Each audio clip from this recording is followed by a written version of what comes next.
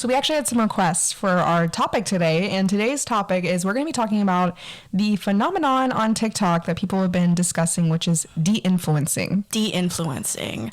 Can you give us a little high-level view? What is de-influencing? Yeah, I was going to ask you, have you seen this on TikTok? So I kind of seen it on TikTok, but I get the concept mostly. So this is how it started.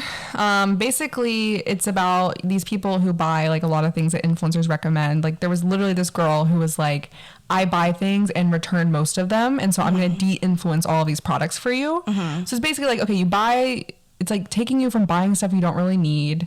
And people are like, okay, yeah, this influencer recommended this. I tried it. I don't like it. Moving on. This influencer recommended this. Tried it. Didn't like it. Moving on. Yeah. And so it's basically people just bunking trends or makeup products. They're de-influencing us to buy them because they're actually giving us the raw, real story. Yeah, I get that. But is the purpose of it to be de-influencing you to not buy it at all, or de-influencing you to buy a different version, aka a dupe?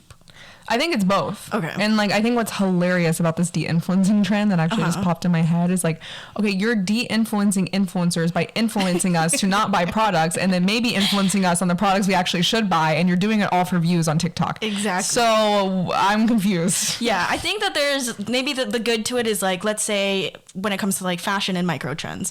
Yeah. Instead of going to a fast fashion label I don't know, Zara or something, Shein, you try to thrift it. That I guess is a common one. But the whole trend to me is basically it's that TikTok song. I think I'm gonna do a wraparound. I'm gonna do a wraparound. Another wraparound. But yeah, so everyone's talking about it, and of course these freaking people, which they always kill me, are on there and they're like, if you work in influencer marketing, your job is dead. Brands, listen up. Influencers don't work anymore. And I'm like, do you realize what you're doing?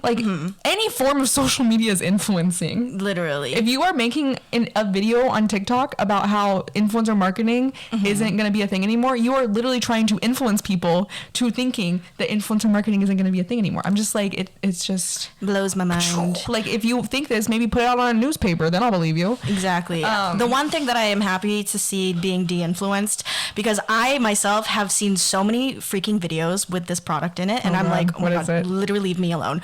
Bloom Green Drink.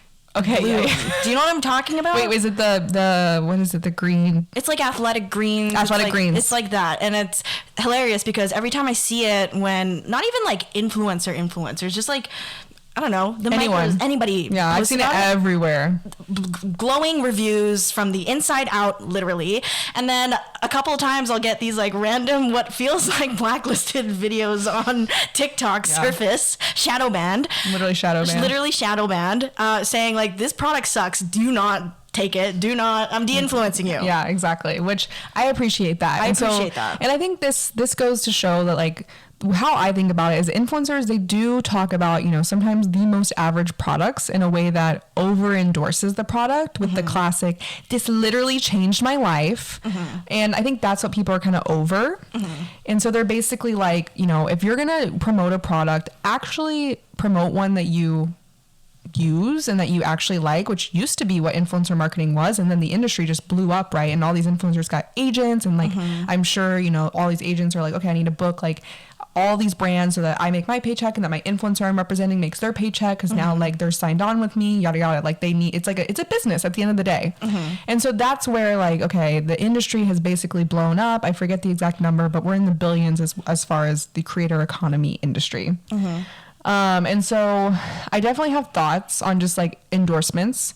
And as someone who works in the industry, and I actually worked at a medical company doing influencer marketing, when you're marketing any sort of product with regulations through influencers, there's actually a ton of FTC laws. Yeah. And the biggest one is you can't make claims. That this prevents this. And so the reason we actually see so many influencers saying, this changed my life, is because you actually can't say this. The FTC can come after you if you say, this is going to change your life. So I would actually get so many drafts from influencers because just think of how we recommend products to our friends. It's a very natural thing to say. Yeah. Like I'll tell my friends like, oh my God, I love this product. Like this will literally change you if you try this. Like I say that to my friends all the time because I'm just like passionate about the things I buy. And they're usually good. Yeah. Great. And you're going to trust me because I'm going to give it to you straight. Right. And so this is like an actual FTC issue. And I think influencers, they just want to do a good job for the brands. They want to like show that they're passionate about it. So like, that's kind of just what comes out naturally. And you, when you're passionate about a product, you want to shout it from the rooftops. Like I just said, like, Nikki, buy this. Buy this. Like I literally do this to Nikki all the time. Like move to Pack Heights, you'll literally change your life. And then I'm like, okay, well, can I like hang out here for a weekend then? I told you can. I will be. Yeah. But no, I totally agree. I know where you're coming from. I personally haven't had much experience when it comes to like skincare and that type of stuff and like having to like, I don't know, buy into any of that. I don't know, because I feel like with skincare especially, I'm like, I know what my skin likes and I know what it doesn't. Once you get a routine, you don't buy things. Exactly. But when it comes to things like fashion, for instance, and like clothing brands, I feel like I'm way more easily influenced in the sense that I'm like, okay, if I see a cool outfit and somebody's wearing a specific piece that like I know I can't find anywhere else, like I'm just gonna get it. Yeah. And sometimes it's like a product that a lot of people have. Like, for instance, one thing that I wanted for so long, and I don't know if you have this, it's the Free People, like, puffy kind of coat. Oh, I wanted that too. Did you want that? And it's because it always looked good online. It's a quilted coat, and I actually went and saw it in person, and then I saw it in person, and I was like, that's kind of a shitty coat. Yeah. So it's crazy because, like, I don't know, it's like, you see everybody else loves it, but then when you try it on, you're like, well, you know what? I'm like, the quality actually sucks. The quality actually sucks here. But yeah, honestly, I mean, de-influenced, I feel like, you know, just be mindful of what you're buying. Just be mindful, not only for like your own personal benefit, but for the earth. Yeah, exactly. I mean, fast fashion is definitely... it's a problem because of influencer marketing. And it's because these brands like, you know, Shein, Dolls Kill, they have huge budgets. They do. They have huge budgets. And they want to spend it on influencers. And like, okay, if the influencer can get, you know, a good amount of money by promoting a cute outfit, because you know they can look cute, but maybe they'll, you know, fall apart after one wash, but at least they look cute the first time you put them on. That being said, Lexi are about to start a multi-level marketing candle company. Yeah, that being said, I actually just purchased a bunch of blankets from Alibaba. And I was going to spin up a website tomorrow. No. But we won't. But we've all had that thought. Don't lie. The margins. My favorite is, should we start drop shipping? The second you start thinking, I'm going to start drop shipping right now. You're like, just ground yourself. Think of this episode. 3 deep breaths. Yeah. So, but I think I'm for the trend. I'm for de-influencing because I'm all about like, let's cut the fat. Give it to me straight. Tell me what you actually use, what the good stuff is, because, you know, every brand is doing influencer marketing at this point. Exactly. And I'm telling you, I feel like there's this new wave of normcore that's coming in. Normcore. Like, you don't need to have the glitz and the glam. You just need to have the honest things that you use day to day. Yeah, the tried and true. Show us your life in the most candid way. Yeah. And I think what's funny is like, I don't think influencer marketing is ever going to die. And I actually think of like when it was like more subtle. And I think back to like when the Kardashians was really big, right? And they would like shake their fucking salads, those big ass salads. And we don't even know what those salads are called, but we all wanted to get a big salad and just shake it. But it's like, it's not like it's an obvious endorsement.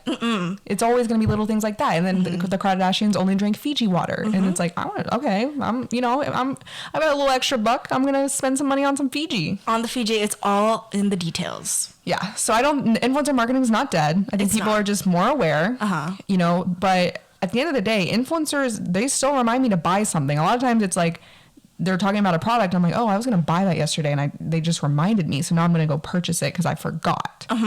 Literally, even like lifestyle content creators where they're just like, I'm going to Target for the day, and I'm like, oh, not the day, but you know, I just need to go get like paper towel. I'm like, oh my god, I haven't gotten paper towel in a month. Like, that's a great reminder. Thank you. Yeah. No, it's like they're always going to influence us to do things.